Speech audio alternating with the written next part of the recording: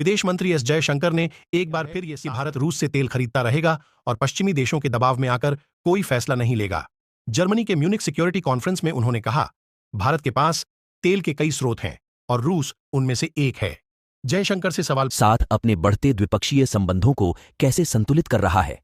इसके जवाब में उन्होंने कहा, क्या यह एक समस्या है? यह एक समस्या क्यों होनी चाहिए? हम स्मार्ट हैं, हमारे पास कई विकल्प हैं। जयशंकर की हाजिर जवाबी सुनकर पास में बैठे अमेरिका के विदेश मंत्री एंटनी ब्लिंकन भी मुस्कुराते रहे। जर्मनी का तीसरा सबसे बड़ा शहर है म्यूनिक, जहां हर साल फरवरी में दुनिया भर के दिग्गजों का जमावड़ा। इस जमावड़े का नाम है म्यूनिक सिक्योरिटी कॉन्फ्रेंस। इसमें पूरी दुनिया के सामने आ रही सुरक्षा की चुनौतियों से निपटने पर चर्चा होती है और युद्धों से बचने की तरकीब भी सोची जाती है। हिटलर की हत्या की साजिश रचने वाले ने की थी स्थापना म्यूनिक सिक्योरिटी कॉन्फ्रेंस। वास्तव में आज अंतर्राष्ट्रीय कूटनीति का एक बड़ा मंच बन चुका है, जहां दुनिया भर के नेता और राजनयिक सभी अहम मुद्दों पर अपने विचार रखते हैं। इस कॉन्फ्रेंस की नींव 1962 में जर्मनी के सैन्य अधिकारी एवाल्ड फोन क्लाइस्ट ने रखी थी, जिसके बाद से इसका आयोजन 1966 से किया जा रहा है। क्लाइस्ट के बारे में बताया जाता है कि एक टाइम पर उन्होंने जर्मनी के तानाशाह एडोल्फ हिटलर की हत्या तक की योजना बना डाली थी, जो असफल रही। बाद में वह पब्लिशर बन गए थे। कोल्ड वॉर के दौरान म्यूनिक सिक्योरिटी कॉन्फ्रेंस को वेयरकुंडे कॉन्फ्रेंस के नाम से जाना जाता था। उस दौर में इसका आयोजन पश्चिम जर्मनी और अमेरिकी के बीच खास संवाद के लिए किया जाता था।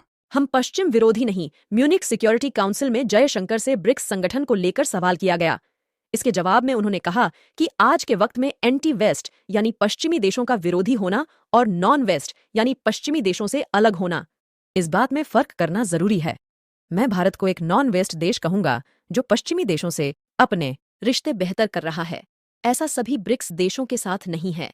जहां तक ब्रिक्स के योगदान की बात जाए तो G7 का जिस तरह विस्तार हुआ और वो G20 बन गया।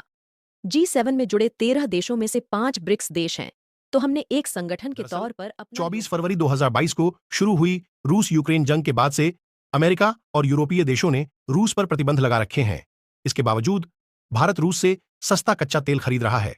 जयशंकर ने कहा कि भारत रूस के साथ अपने संबंधों को बनाए रखना चाहता है, लेकिन यह अमेरिका के साथ अपने संबंधों को भी महत्व देता है। उन्होंने कहा कि भारत दोनों देशों के साथ अच्छे संबंध रखने में सक्षम है।